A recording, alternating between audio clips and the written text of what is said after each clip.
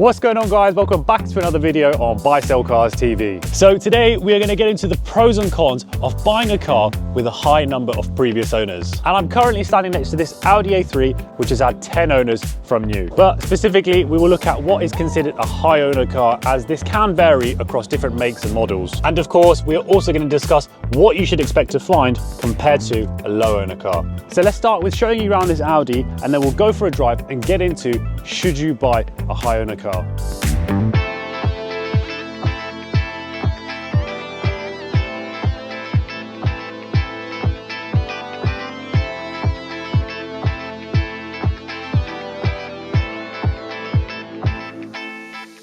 Right, so we've got a 2003 Audi A3 with 10 owners, and the car has done approximately 130,000 miles. So I'll give you a walk around of the car, and I'm just going to pick points and show you what the condition is like across the car. So we've got lack of peel across here, which probably means this car has had some sort of poor previous repair done. The wheels, they are in terrible condition. They have literally been living against the curb, as you can see by the amount of curb marks across there.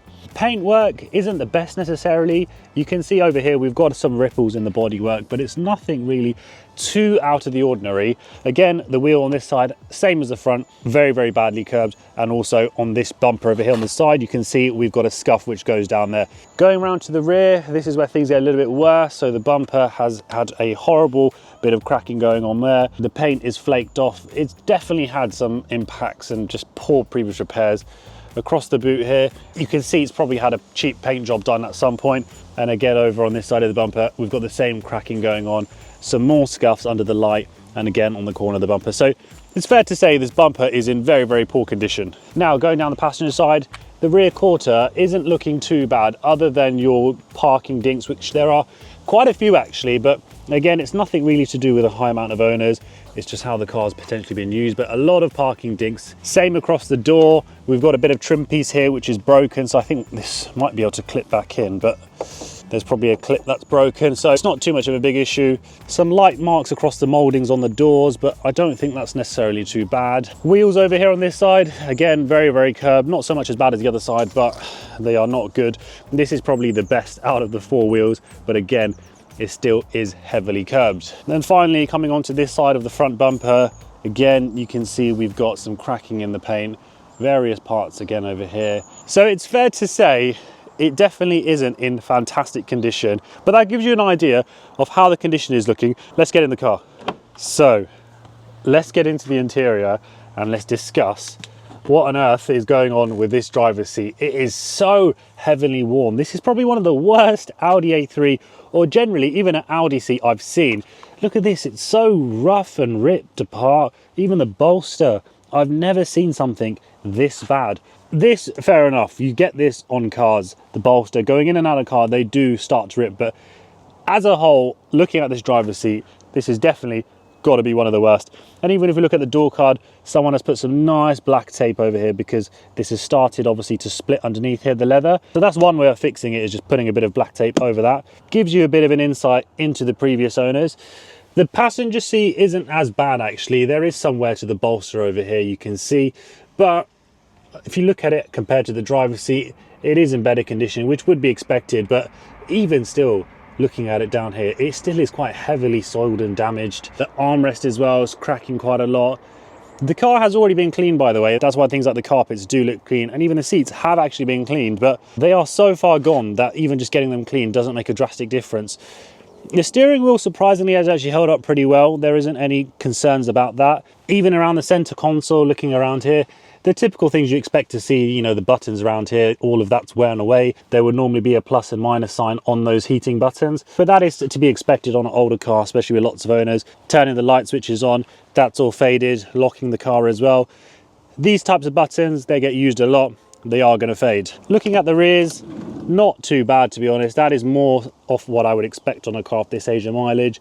A bit of wear, slight bit of discoloration, but they still are in good condition for the age. But that driver's seat is something else. I've never ever seen something like that, and I wouldn't want to see something like that again, to be honest. But hopefully that gives you a quick overview of how the interior and the exterior is looking with the car with 10 owners. So what is a high owner vehicle? That really depends on the make and model. You know, if we're looking at sports cars, it's going to be different. If we're looking at cars like this, you know, a regular, typical, everyday car, it will be different. So in this case, 10 owners on an Audi A3 automatic 2003 model is definitely very, very high in terms of the number of owners. Typically, you would expect a car like this at this age to probably have around between 4 to 6 owners. Now, that number isn't an exact science, but it's just a guideline of what would be considered okay for this type of age and this type of car. But what I will say is, just because a car's low owners doesn't mean it's always in good condition, and equally, just because a car has high owners doesn't mean it's in bad condition. However, the more owners a car has, the more risk potentially of having more wear and tear. So it's just something you need to be made aware of. But on the flip side, if you were looking at a sports car, a performance car, Audi RS3, BMW M4, Lamborghini Huracan, quite a broad spectrum, but those types of cars, it is going to be more common and expected for them to have high owners. People buy sports cars for a short period of time because they want to just, you know, scratch that itch, tick that box. And a lot of people buy them, they realize the maintenance is very high, insurance, the fuel, it adds up, and you know, they tick the box, they enjoy the car for a few months and then they sell it, which is very common on those types of cars. So if you were to come across a 20-year-old performance car, it wouldn't be abnormal for it to have 10 owners, maybe even more. I've seen BMW M3s E46 with 18 owners. I kid you not, 18 owners I've seen on a logbook for a BMW M3. I would never buy a car with 18 owners, but it's just to give you the context. It's more commonly known on a sports and performance car. So that is what I consider, in my opinion, you know, a high owner car. You know, a typical family practical car, anything over 5-6 owners at this age is going to be a high owner car, but you still want to base it on the condition, the history, and the way the car drives. Now, what should you expect to find when you are looking at a high owner car? You know, something like this with 10 owners. What I will say is not every car with high owners is going to be like this, but just keep an open mind when you are looking. These are some of the things you should expect and be made aware of. Generally, the car may be a little bit more tatty. You know, in this car, you've seen that the seat is heavily worn, the door card, the armrest. I wouldn't say it's a fantastic example of a car. It is something you tend to find on a car which has had more owners. The other thing you may find is there'll be patchy history. So if you're looking through the service book, there may be gaps between services. And this is because when a car has high owners, every time the car is being sold, the value is decreased. So if someone bought this Audi A3 brand new for 20 odd grand and kept it for 20 years, they're more likely to look after it. And in fact, I did a video before on an Audi A3 where it was a one owner car, and it was an impeccable example. It was so clean and drove so well because the person who bought that paid top money for it. Compared to the last person who would have bought this car, the 10th owner, wouldn't have paid much money for this car at all. So they don't value it the same and they don't look after it in the same way. It just ends up being a car that can get used and abused. So that is another point you need to think about. But as a whole, generally, what you should expect to find is that the car overall will be more worn than a car with lower owners. But like I said, that does not mean every car with higher owners is that. It's just something you should be made aware of and have an open mind when you are looking to buy a car with higher owners. So now let's get into some of those pros and cons of buying a high owner car. So for me, the pros are you're going to get the car cheaper, and that means you could buy a newer car. So if you are bothered about the age of your car and the price of the car, then of course you're going to get yourself something cheaper.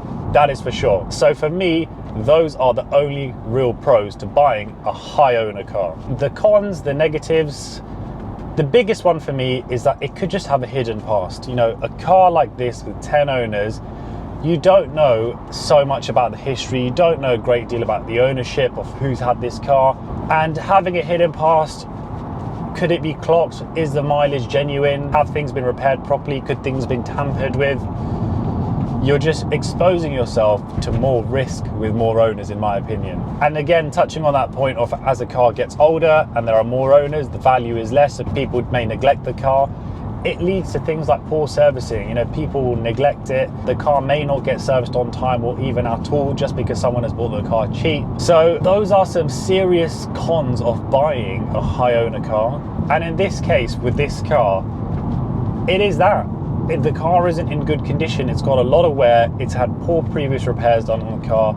The seat is battered, the door card is battered, the armrest, everything about this car is battered, apart from the way this car drives. But a big part of that comes down to the engineering from obviously the manufacturer.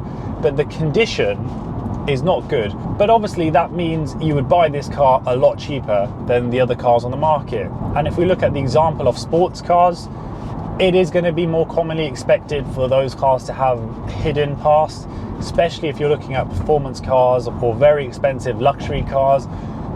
Having a car with high owners gives you that risk of the mileage could be tampered with. And the reason that is going to be more common on those cars is because they are of more value. If you are buying a low mileage, high owner sports car, you would want to take that with a bit of caution. If you were buying a £50,000 22 plate BMW M4 with 6 owners and had only done 5,000 miles, you'd want to buy that with caution. It is more likely for that car to have had some, mileage tampering, because the more miles that car has, the more money that car would be losing.